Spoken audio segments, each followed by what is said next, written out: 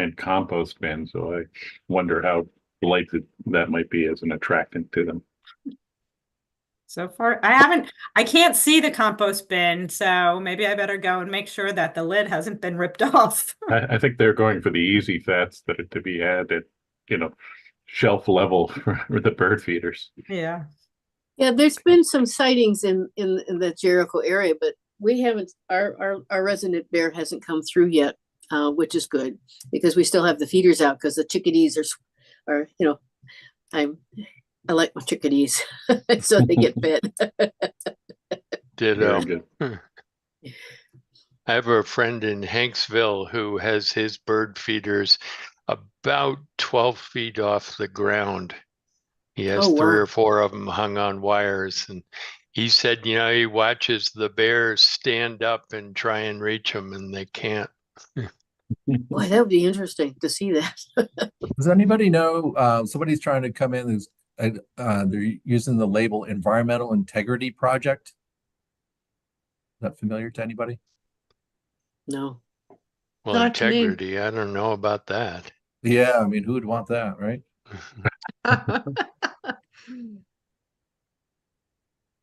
You should have a private room to vet them in. Right, Charlie? That's what I'm doing. Good for you. I didn't know you could do that.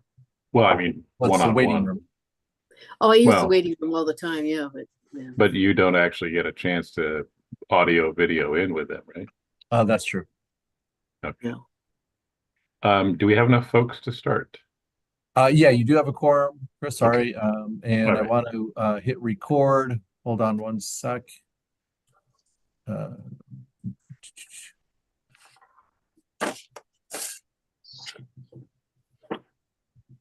Recording in progress. Okay, well then we'll call the regular meeting of the Chittenden County Regional Planning Commission to order for Wednesday, March 20th at 6:01 p.m. Are there any changes to the agenda, noting that we have 3 items on the consent agenda, and if you wish to discuss them, we would want to take them off the consent agenda and hear about that now. Are there any changes or additions or deletions to the agenda? I have a question on the minutes, but other than that, Would you like to take them off and add Prob- something? yeah, I'm sorry? probably. Okay. yes. Probably. All right, so we'll move item 3B to after the consent agenda. We'll do the minutes as 3B to 3D. 3D. I like All that. right. And deliberative agenda. Okay. Any public comment now for items that are not on the agenda? Hearing and seeing none, we'll move to the consent agenda. First item for a vote that involves the MPOs. Charlie, correct me on that, but this is going to be the municipalities, V-Trans, the airport, and who else would be the MPO members voting on this? The airport is a non-voting member, but Okay. yeah, it's the municipalities except for Buell's Gore and V-Trans. And okay, so no Beals Gore, yes, V-Trans. Here we go. All right, so item 3A, the TIP amendment, which you have in your packet, adding 1 million to the Winooski Bridge and subtracting 1.5 million for a paving project that will wait till some other stuff is done. Get a motion in favor of 3A. Move to approve. Thank you, Second. Andy. And that was Mike O'Brien for the second. Thank you. All those in favor, please say aye or raise your hand. Aye. Aye. On the MPO. And those abstaining or nay, please speak up. All right, unanimous. We've moved 3B to 3D. We're now going to move on to the Essex Town Plan on the consent agenda, 3C, and that is a municipal only action, so just the cities and towns. I'll get a motion to approve Essex's. Also move. This is Garrett. Thank you, Garrett. And a second. I'll second. Thank you, Elaine. All Elaine, those in yeah, absolutely. all those in favor, please say aye or raise your hand. Aye. Aye. Anyone opposed or abstaining, please speak up. Thank you, municipalities. Okay, so let's move to the minutes of Now deliberative agenda 3D, the minutes of February 21st, 2024, also in your packet. And I think you had some thoughts on that,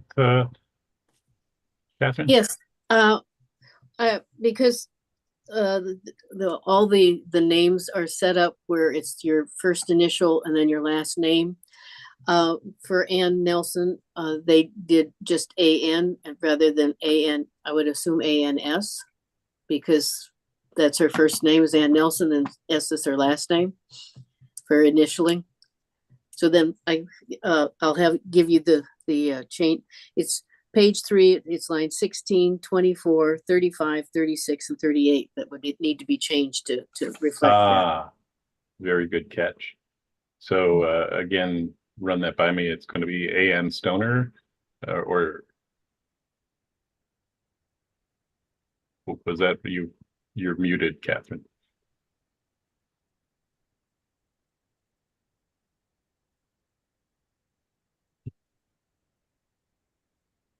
I hate it when they change programming on you. Did we get that right then? Yes.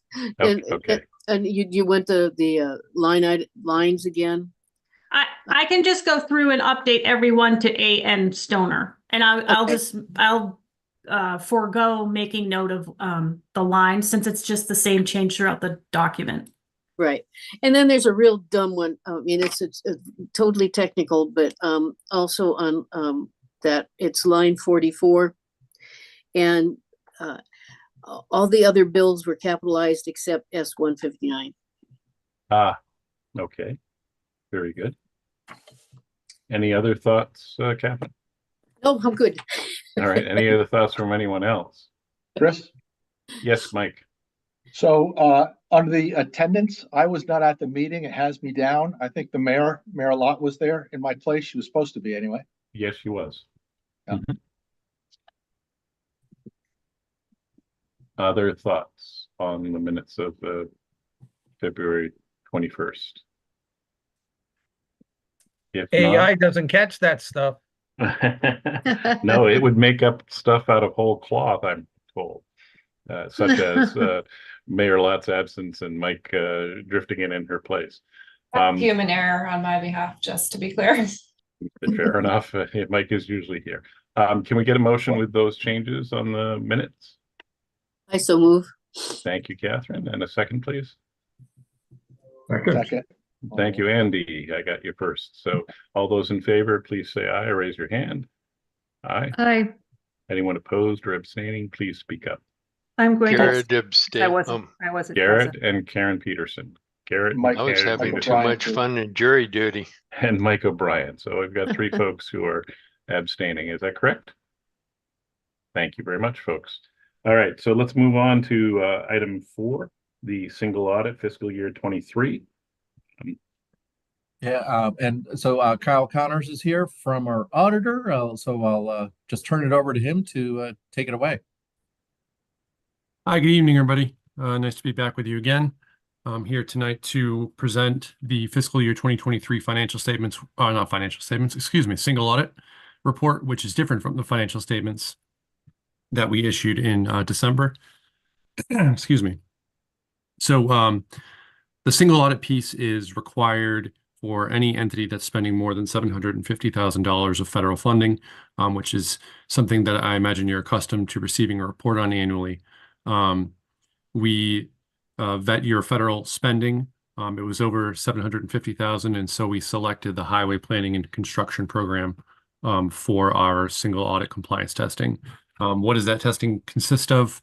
Making sure that you're spending the funds that you're receiving from the federal government appropriately, making sure that you're reporting it to the state timely, that the certain of your grants, especially within that program, have matching requirements, whether it be state or local funding, that you're meeting those matching requirements, and also that you're monitoring the subrecipients that you're passing this funding along to. So I'm happy to note this evening that we did not find any non-compliance to report. So it's a clean opinion on the major program.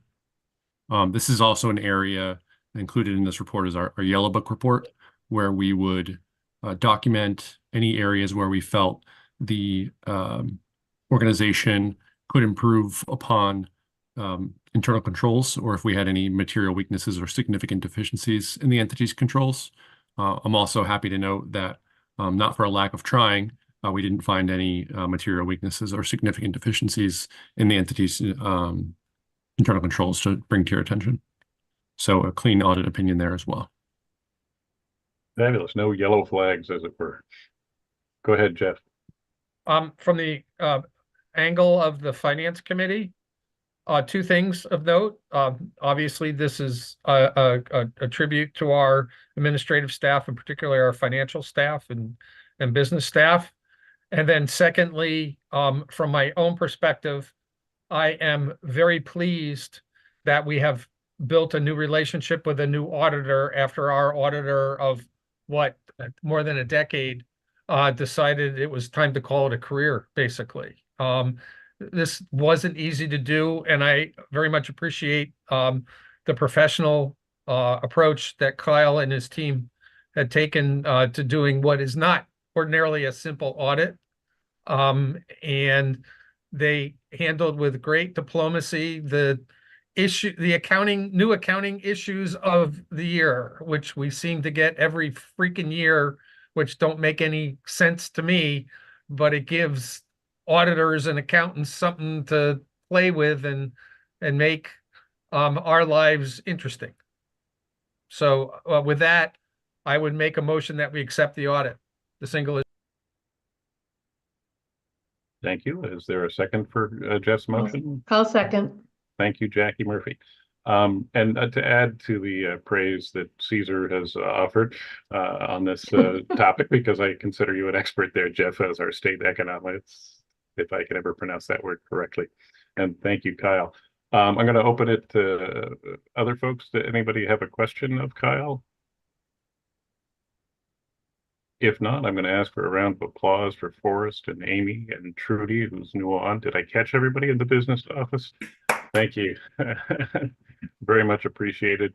These things are gold and few and far between from my experience being audited in my 20-year-old youth, as we had to learn the hard way through these recommendations from the auditors, what we needed to do to get on track. So it's wonderful. And Mr. Chair, in our ancient history, not recent history, since Forrest has been there, and this was not always the outcome, as some people who were still here had always had maybe perhaps remembered. Excellent. Right, and Garrett? And thanks to you too, Charlie, for making sure we get enough staff and resources to get it done. Okay, all those in favor of the motion, please raise your hand or say aye. Aye. And anyone opposed or abstaining, please speak up. Well, thank you. And thank you, Kyle. Thanks, everybody. We'll move on to the ECOS plan update. You'll be happy to know that was our last action item for the evening, other than when we get to the point of adjournment. The rest will be information discussion, we hope. ECOS plan update. So Yes. I will start, Chris, and Thank you. I'm going to hand it off to Ann Nelson a little bit later. And I know that we have a very light agenda tonight, and I want to be respectful of that and get you guys out of here maybe with some time to spare. But it has been about 5 to 6 months since you've had an update on the ECOS plan and where we are with developing that plan. And Nelson, go ahead and click the next slide. So tonight, I'm going to talk a little bit more about our process and how we've altered the process for development and adoption of the plan. We'll talk about some changes that staff has made to the ECOS plan structure that we're going to review with our long-range planning committee later this spring. Then I'm going to turn it over to Ann Nelson to talk about the engagement that we've been conducting since January and that we hope to conduct through summer. Next slide. And so, not to start on too negative a note, but I do want to note that we have postponed adoption of the ECOS plan a couple times. We first postponed in 2023 because Regina left and we were down staff and we had some turnover. I also want to note that during that time, staff continued working on the Metropolitan Transportation Plan and our comprehensive economic development strategy with our partners in Addison, Rutland, and Washington, Orange County, Central Vermont. And both of those plans were adopted separate from ECOS in 2023. And so historically, we've been one plan, or really one plan that's three plans, right? It's ECOS plan, MTP, and SEDS together. That's still going to be the case moving forward, but we're a little bit off cycle in that the MTP and SEDS are valid for 5 years. We'll have to do something about them in 2028. We can worry about that later, but I just wanted to highlight that for you. In 2024, we decided to postpone adoption again, and we did that for 3 reasons. The first being that we really felt like with our, adding in Nelson and staff, having a bigger organizational commitment to, assessing our culture related to equity and inclusion, that we needed more time to do engagement and really vet the plan with a wider set of partners. And that's the work that Ann Nelson's been leading over the past few months that she'll review in a bit. Secondly, the Home Act passed in early 2023. And as a part of the Home Act, the state, through the statewide housing needs assessment, is going to provide the region with regional housing targets. And the region from there will be required to municipalize those targets.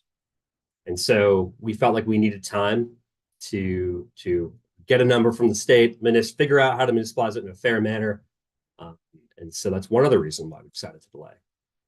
Lastly, we anticipated that there would be some changes to how regions may be doing future land use mapping. There was a study that Charlie's talked a lot about that came out of the Home Act, asking the RPCs to look at how we can do regional future land use mapping across the state in a much more streamlined and a way that's kind of the same across all RPCs. And so we felt like waiting a year to see what comes out of the legislature this year was a good idea in order to really hit the ground running with this new way to do regional future land use mapping. I also just want to say that, right now our plan is to adopt the new ECOS plan in June 2025, but our plan technically doesn't expire until June 2026, 8 years from adoption in 2028. And so we aren't under statutory pressure to adopt a plan in 2025. Next slide. And Nelson and Sarah Muskin, who we hired, really like Gantt charts, and I kind of like Gantt charts too. And so they put this together, and just to give you a broader overview of how we're working towards adoption of the ECOS plan. And so you can see that this past fall, headed into the spring through summer, we're really focused on community engagement, updating our enhanced energy plan and the data there, because we've received new data from the Department of Public Service related to energy targets. And we're also hoping to develop that housing target methodology. We hope to share more perhaps with the executive committee at some point about that. We're also working on a new website for the ECOS plan. We kind of think it's step one in making our plan an online plan, less of a paper copy plan. We won't fully do that this time around, but we've hired a firm called Blue Raster from the DC area. They've been great to work with, been on budget as well, which has been great.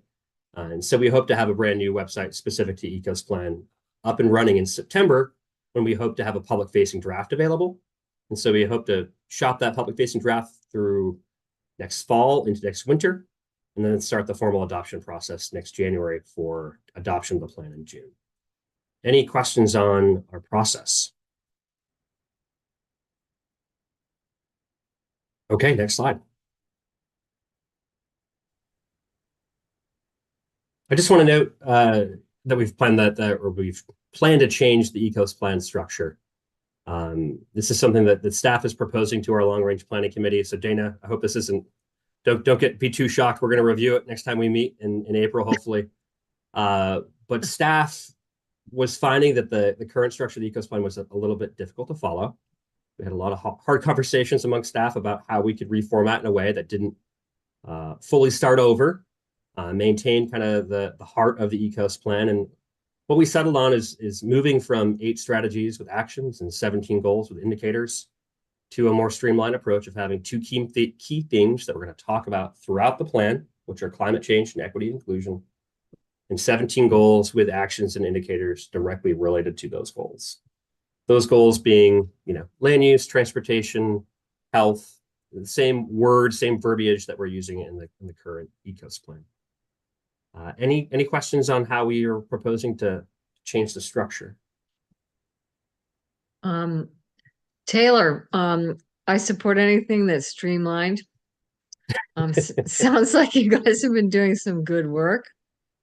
And also, thank you for building in to this process an extra year so that we don't feel like our backs are up against the wall, which is often what happens in the adoption of plans.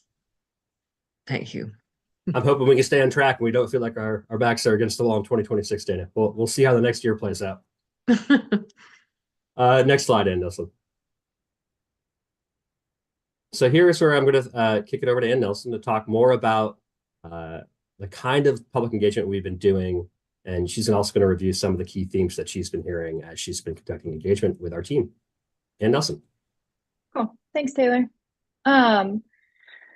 So as Taylor's already said, this is a plan update. We're not creating a new one from scratch. So that's an important context for when thinking about organizing engagement. So we're opening it up for folks to inform this plan, but we're not co-creating a new plan with communities. It's a relatively tight timeline and somewhat limited resources. You know, to plan engagement takes a chunk of time, and then obviously to conduct it does. So we're hoping to be done by early midsummer. It's somewhat of a tight timeline, especially when you're thinking about engaging folks throughout the entire county.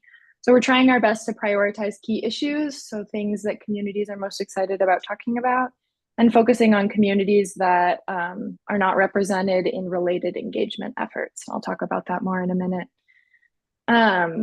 Obviously, this is a long, complicated document. It's massively challenging to do comprehensive community engagement for the entire ECOS plan. So we've tried to organize the 17 chapters into 4 general themes: environmental stewardship, community well-being, critical infrastructure, and social fabric. And this is helping us focus in on engagement efforts on just one of these themes. So when we have a focus group or we show up at an event, we choose one of these themes to focus in on, and it kind of gives us some guardrails. So we're not talking about everything from health to transportation in one meeting. The goals for community engagement: 1, inform and educate the community about the ECOS plan. Honestly, this is the biggest goal that I'm holding. Like, let's just get CCRPC's name out there. I want folks to know that the regional plan exists. And then over the years, as we start to do that more and more, it'll be easier to gather input from folks. The second goal is gather input from underrepresented communities, specifically on goals and actions, really focusing in on the actions. So are your community issues of concern reflected in the goals of the ECOS plan, and do the actions effectively address these goals? And are equity and justice centered throughout those goals and actions? And the third goal for community engagement is make connections and build trust. We all know this takes a long time. Okay, another Gantt chart, because as Taylor said, we love them. This is just a timeline of the engagement plan. So we started kind of designing this at the end of last year, doing a situation assessment, which is really just like, okay, what are we talking about? What's our goal? What's our timeline? What resources do we have? What efforts are going on elsewhere in the county that we can piggyback on? Prep work, and then engagement is really like mid to late February through May. And then there will be a phase of integration. So integrating that feedback into the plan, going back to communities and just double checking and saying, hey, this is what we've heard. Here's how we've integrated into the plan. How does this look to you? And then public hearings. Question for you, Ann Nelson.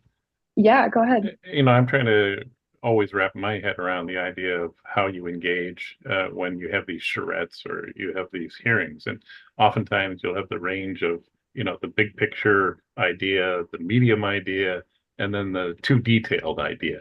And do we give an example, or is it possible, it would be helpful to give an example to the audience and the public, what is too big of an idea? You know, let's make it feel good or something. And then what's a right-sized idea for public feedback and engagement? And then what might be too detailed of an idea in a way that will help categorize it for us in how we might incorporate it into our work. You know, because I see that as a common theme with the charrettes and public engagement that I see, is that folks are either too detailed or too, you know, ideological, and there isn't enough of the right size in the middle. Would it be helpful to offer an example, even, from another arena that wasn't as close to home, or, examples being parks, or versus access versus curb cutouts or something? Yeah, jump in if this is not answering your question, but one, we try to, especially with focus groups and forms of engagement where we get to do some education up front, like the discussion about the role of regional planning is really helpful in thinking about, like, okay, at what level in the system are we influencing here? What content goes in this plan and what doesn't? And also later in this presentation, I'll show you these awesome one-pagers that Emma has created that summarize the chapters. And so it gives a sense of, yes, the goal, the high level content, and then also the actions. And you can kind of get a sense of how specific they get. But I do find that, people will give feedback on all levels because it's really hard for them to understand who's acting where and how. And my approach is kind of like, I will take it all, and it's my responsibility then to make sure that feedback ends up where it needs to end up. So if they give me feedback that CCRPC doesn't have any control over, can I reach out to GMT? Can I reach out to CVOEO? Can I reach out to some on-the-ground organization who can act in that way and say, hey, just to let you know, this is what we heard in a focus group. Just wanted to pass it along to you. And that, well, thank you. Does that answer your question? It wasn't much of a question, as an observation. Okay. What I find helpful from a coaching perspective, in order to get something tangible from these sessions, as opposed to a morass of great ideas that are in a wide range. And so then you just get a list of 400 things that aren't necessarily organized and categorized, or it requires you to organize and categorize them. And sometimes I think a little coaching or a little teaching on where those pressure points is helpful for the public in ways that they can visualize. But go on. I'm sorry to, No, you're definitely right. Yeah. Coming in with a really specific question is really helpful. And Nelson? Yeah. So this is Mike. I want to ask a question going back of you and Taylor, because, and let me know what I'm missing. In Taylor's presentation, he said that the plan is going to be cut into two themes: climate change and equity and diversion. I guess that's what it was. In yours, you said 4 themes that you're going to bring out. Yeah. I'm wondering if are they different things? And Taylor, I'm wondering if the nomenclature climate change is appropriate, or is it more, would just climate be more appropriate because the 17 goals cover a lot of things? Yeah. One point of clarity. So the climate change and the kind of equity and inclusion themes that are integrated throughout the plan, that is, that just means that we pulled, climate change used to be a chapter in and of itself. And when we first started updating it, we thought we would also have an equity chapter. And then the more we were thinking about it, we were like, that doesn't really make sense because climate has to do with every single one of the chapters in this plan, and equity and inclusion also has to do with every single one of these chapters in the plan. So that's more of a, like we've integrated the language of climate and environmental justice and equity throughout the entire plan. These 4 themes that I mentioned are just a way to organize the content that's in the plan for engagement specifically. These themes are not, they won't live in the plan or structure the actual plan. Does that make sense?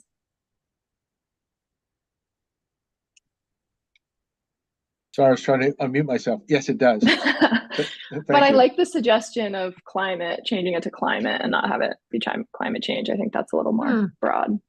Yeah. I agree. I can't answer that any better, but I do want to recognize Garrett's comment about, climate change being a trigger word. And I think that's for some people. And I think that's kind of another reason why just using the broader term of climate may make more sense for us. Thanks, Mike. Yeah, I like that. Okay, so the first kind of step that I'm a big proponent of, and we've tried to do really well with this ECOS plan in doing a situation assessment, is to figure out what other engagement efforts have happened in the past few years that can also inform the ECOS plan. So because there are so many chapters, we're so broad in the content that we have in this plan, and there are a lot of folks, organizations, municipalities trying to do community engagement right now, we don't want to go in and ask the same communities the same questions. So can we build off of feedback that's already been gathered in other spaces to minimize that participant fatigue, which is really real, especially among certain communities that are getting tapped into a lot. So Sarah, who's not here, who's our newest land use planner, created what's called an air table. And this is a picture of it. And really it's just showing how we're organizing engagement efforts that we found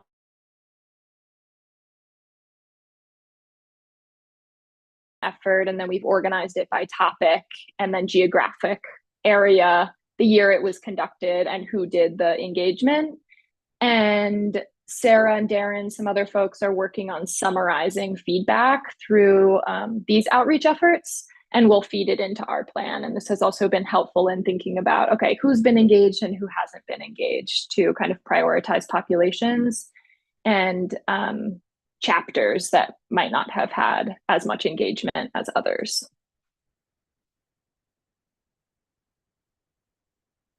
So after kind of sifting through and researching and reaching out to folks to gather those other efforts, we really are focusing in on the following populations for engagement.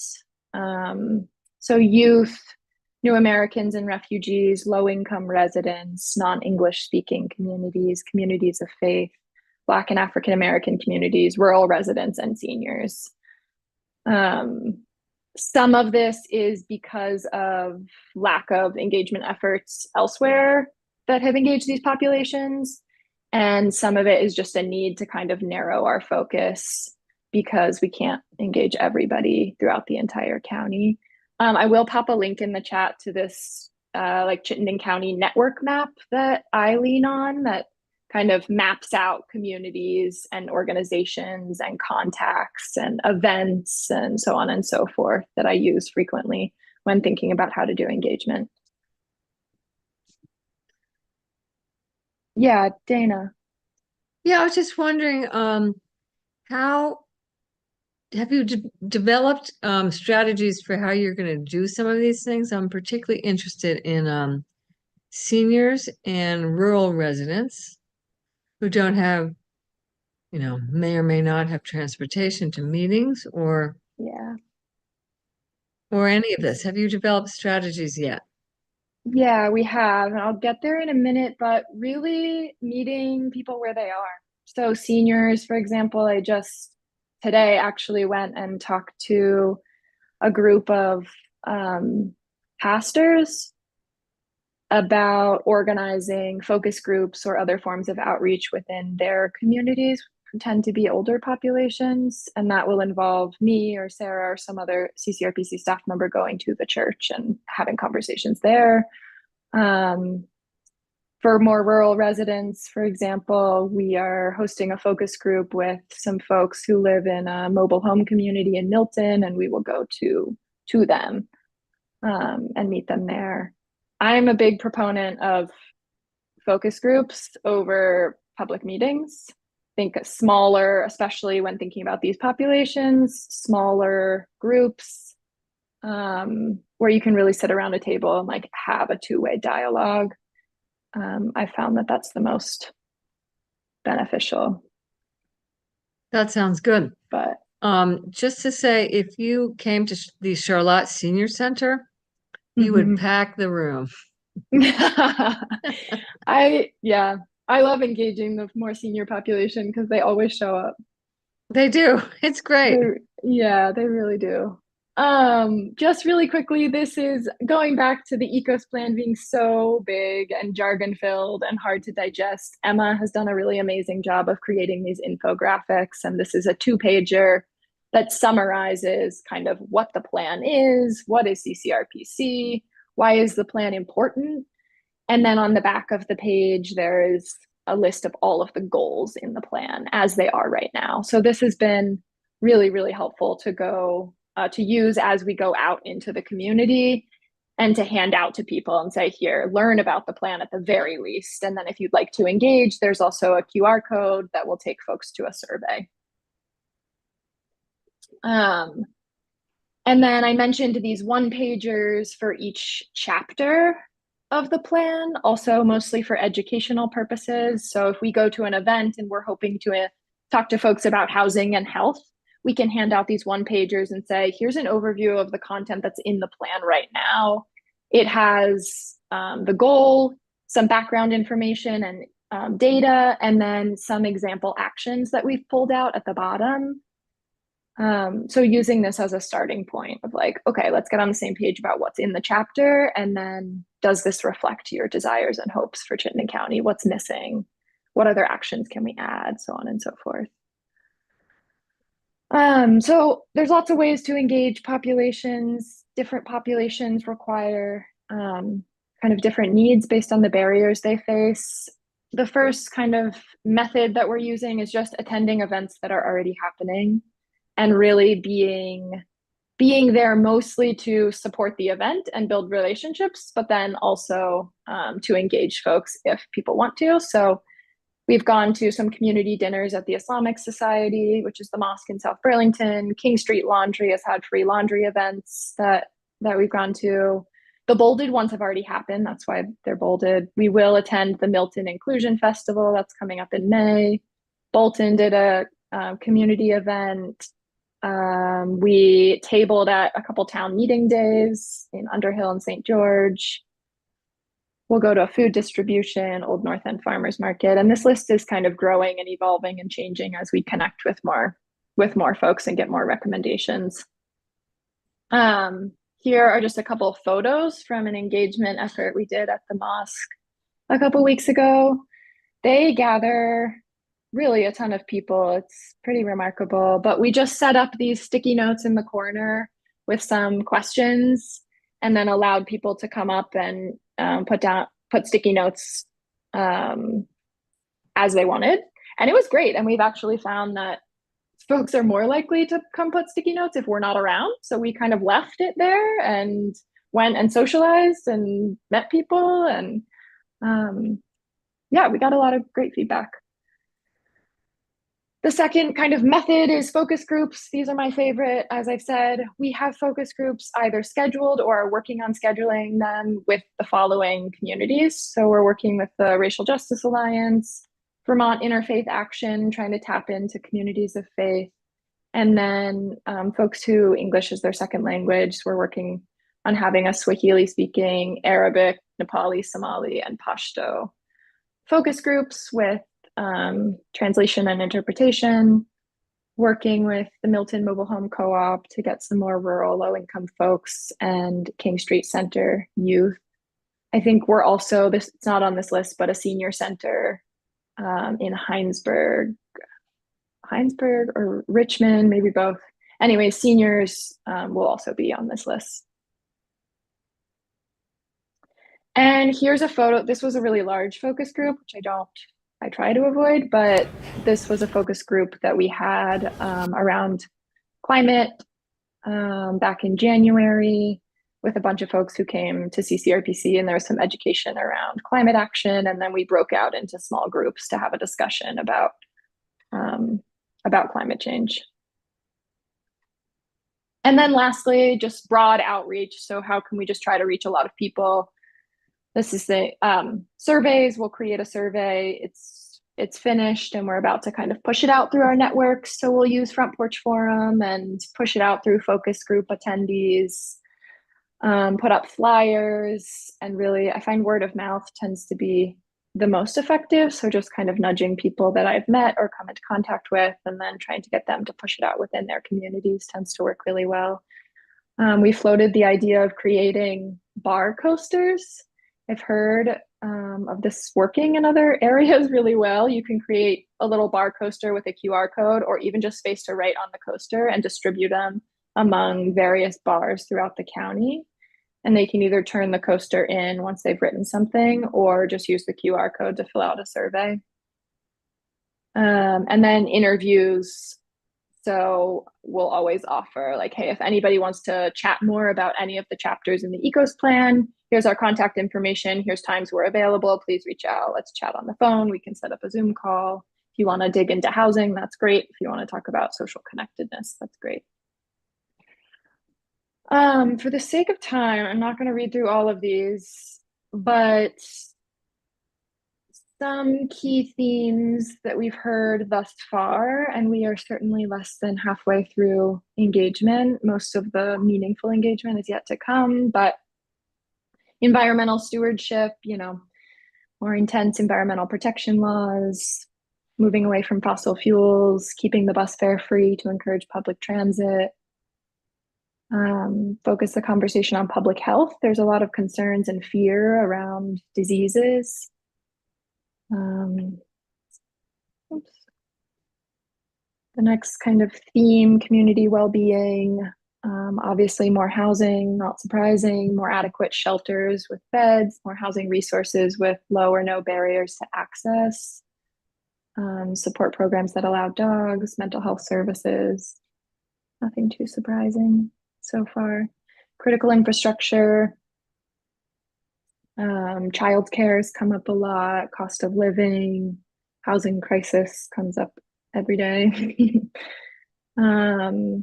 Educational or workforce education, trade training, public transportation. And then social empowerment. This also has come up a lot, just kind of feelings of loneliness and really wanting to focus on building stronger communities. This comes up a lot with youth. Again, public transit, community events, citizen fairs, youth programming, after school activities has come up quite a bit. So anyways, just a little sneak peek into lessons we're learning, but there will certainly be more to come. Any thoughts or questions or pushback or anything anyone might have? Looks good. Yes, thank you. That's a pretty comprehensive look at the engagement. Go ahead, Karen. Did you say Garrett? Yes, I thought you raised your hand. Yeah, I did. Really silly question. And I noticed in a bunch of the slides, there was a graphic down in the bottom corner. Is that supposed to be an artistic rendering of Chittenden County? No, it is. I wish that would be cool. Well, it's got 18 spots in it, which if it was intended to be, I was going to point out that it's one shy. That is, you know, I'm looking at it now and it does kind of look like Chittenden County. It was a template that we pulled off of Canva, but now you're making me think that we should turn that into a little neat Chittenden County graphic. And don't worry, we'll add the the tail missing that one. doesn't wag the dog. Yeah. Great. I love that. Thank you. I told you it was silly.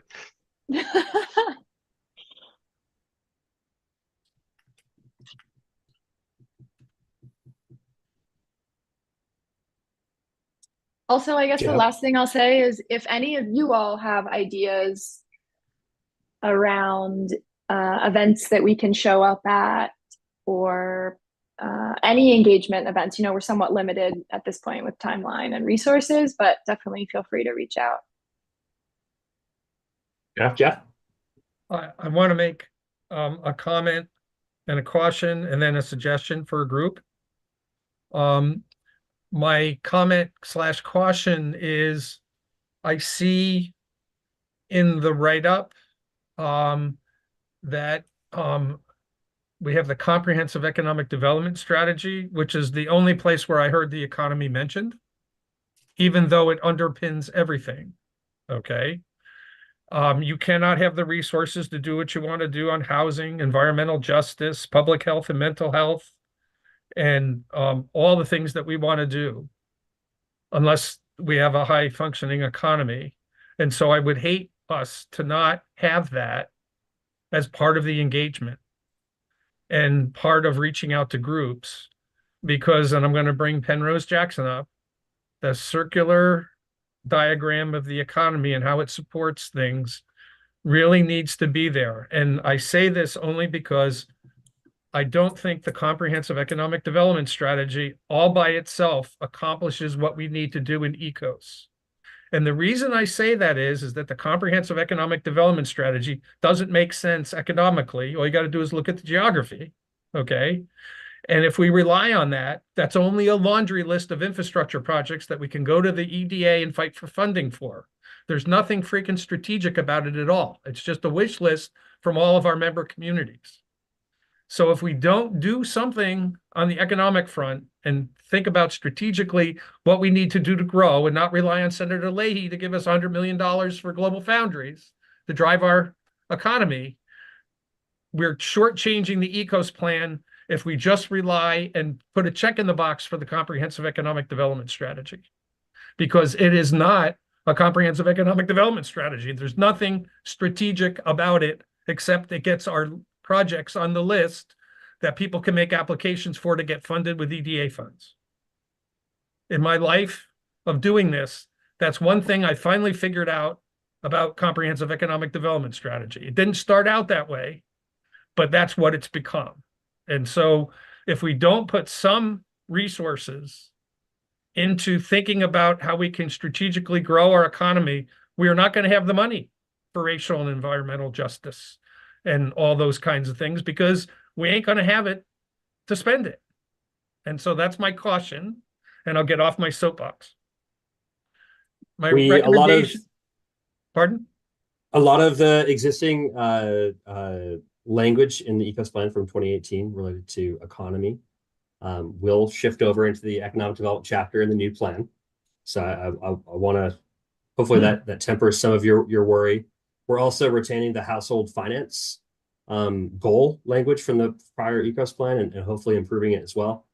A lot of the actions that I think will go in either of those chapters will be actions that will come out of the SEDS from 2023.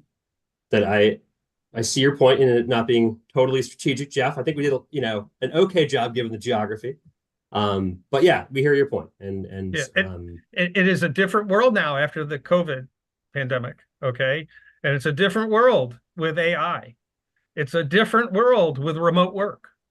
None of those things were part of any previous SEDS that we've ever done, and we got to put some brain power on that, or we're going to shortchange the ECOS plan on the economic front. And I appreciate the fact that we're going to bring stuff over and things like that, Taylor, and I'm not being critical of that. I just want us to think about things strategically, because that stuff ain't good enough anymore. It's not just a little value add to that. We also have to think about other things, and this is going to impact transportation and downtowns and everything. You know, big downtowns are dying now because of remote work, okay? And so we've got to think about things a little bit more strategically, and maybe with the help of GBIC, and maybe go out and do some outreach to members of GBIC, members of the local chamber.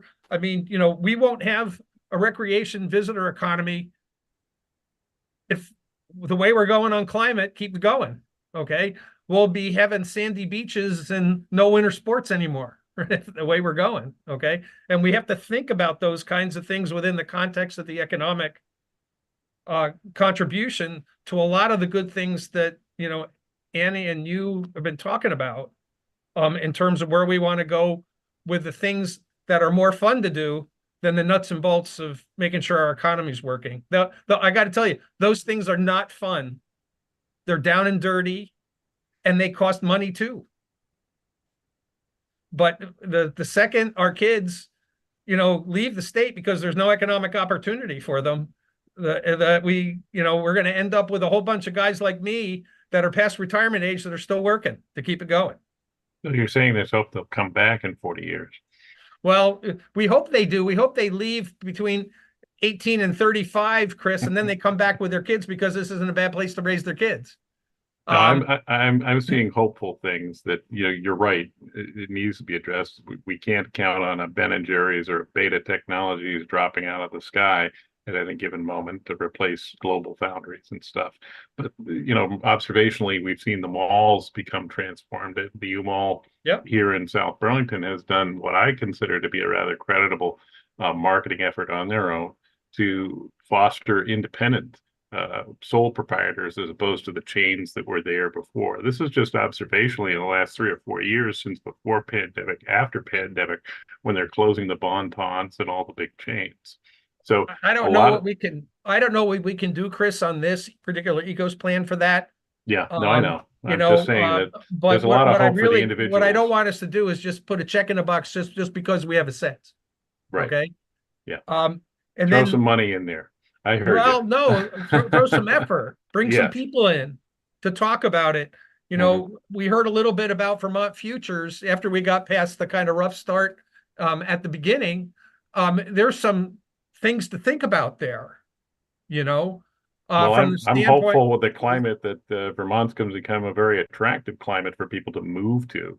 You know, we've thrown money at them with the idea that they'll move here and bring their skills with them or their business ideas. But I think the tide is turning and the folks will come to the state.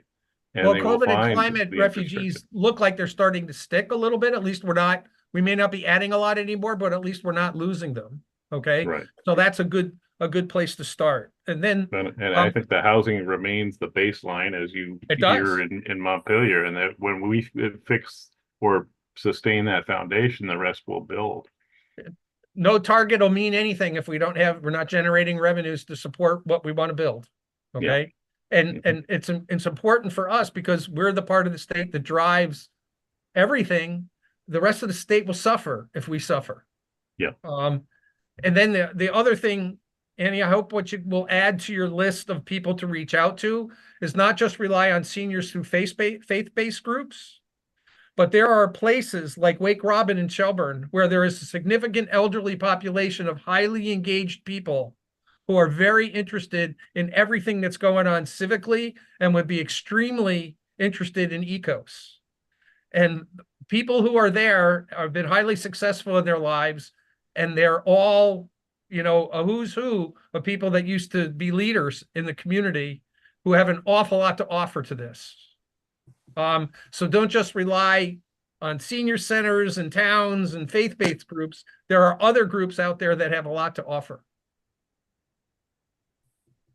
Excellent. And I will get off my soapbox. Thank you. No, that's a great suggestion. I've spent time around those type of places, and you're right. The people with a lot of wisdom, a lot of time, and a lot of money that would love to volunteer and help push the wheels of progress.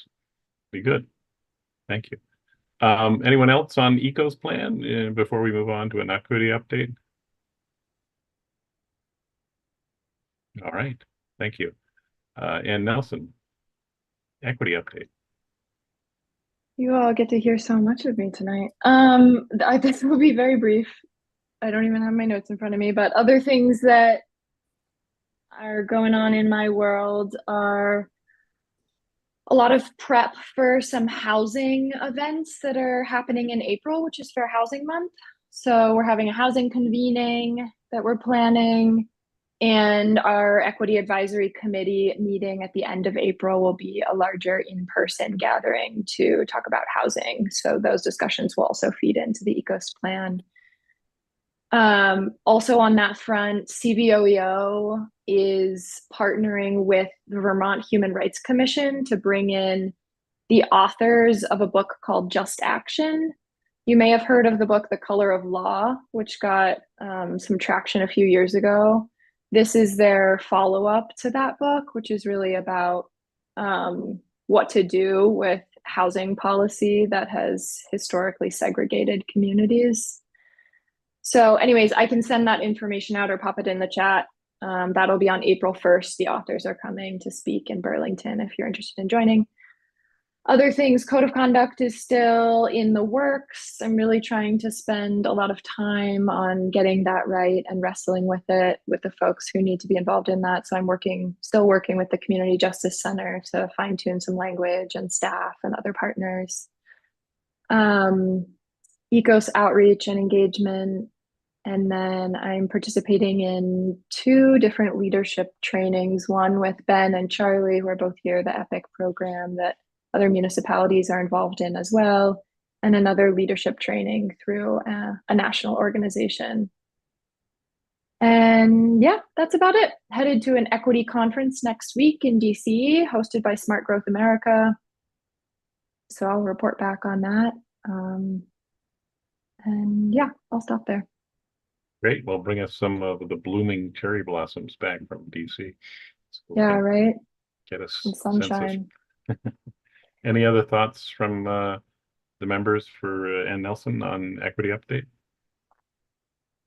Okay, thank you very much.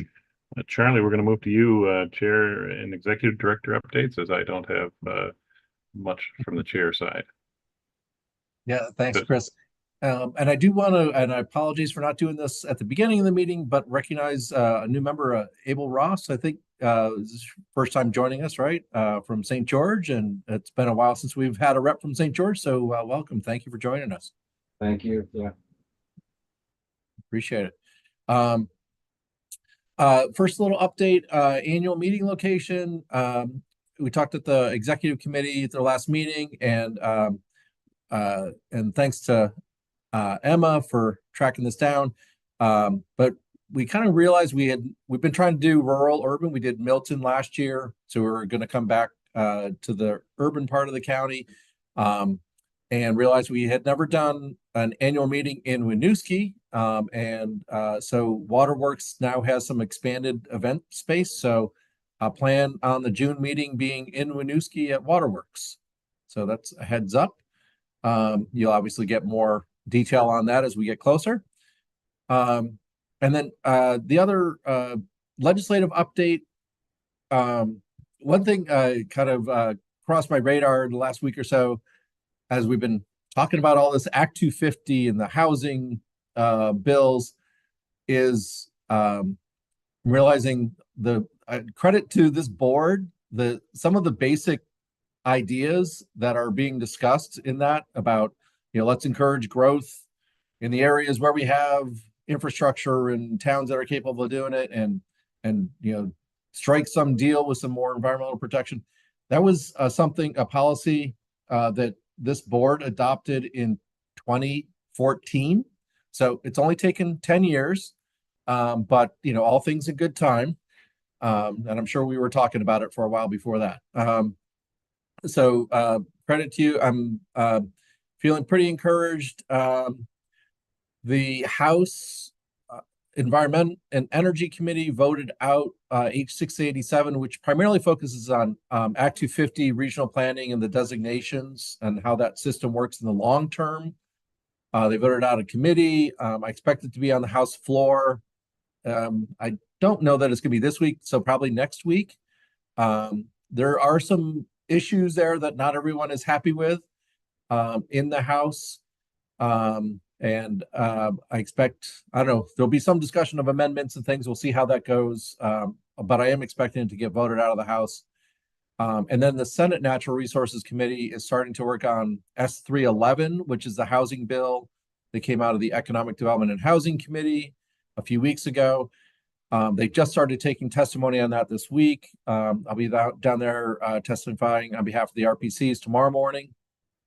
That is much more of a housing bill with a little bit of Act 250 content. And I think what seems to be the strategy is I think they're going to pull those two bills together and kind of marry them up. So it's kind of housing, some Act 250 immediate exemptions or jurisdictional changes, and then the longer term structural Act 250 regional planning and designation change that is in 687. So sorry, that was a lot of different concepts I just threw at you. Any questions on that or what's happening? But I think there does seem to be leadership support and a fair amount of support for both of those things happening. All right. I'm glad for all of you that you are not going down into those weeds the way I am. So count your blessings. And the other thing, a couple other items to mention, S55 is the open meeting law bill. That just got voted on today by the Senate. And that is the bill that would allow permanent meetings like this to happen. We've been in an interim period since COVID with online meetings. I'm not sure the last time I saw it, so I haven't seen what they actually voted on today, but the last time I saw it, it was going to require that any decision-making body, like this board, as opposed to our advisory committees and things, would have to be hybrid. In other words, we'd have to have a physical location for someone to show up. Which we can handle here with staff at the office. But our advisory committees, it sounds like, should be able to stay completely remote. And obviously this affects all your municipalities as well. So I think it sounds like select boards probably are going to have to be hybrid, which I think many of them are already. But your advisory committees would be able to have fully remote. So stay tuned on that. Hopefully I'll have more for you next month about what that really looks like. And also, if you have comments on it, it's going to be going over to the House GovOps committee. So, and if you have comments, please share them with me. I can, put a little plug in to get it to work better for you all. I'd be happy to do that. There's a couple other bills. There's a county governance bill. I think it's S-159. That is working its way, came out of Senate GovOps. It's working its way through appropriations and a couple other committees in the Senate. And that's really kind of looking at, I'm going to just say generally the governance structure of local government and what municipalities are being asked to do, and is that the right level of government. And I don't think it's going to turn into county government, but I think they are trying to look at how to improve the system.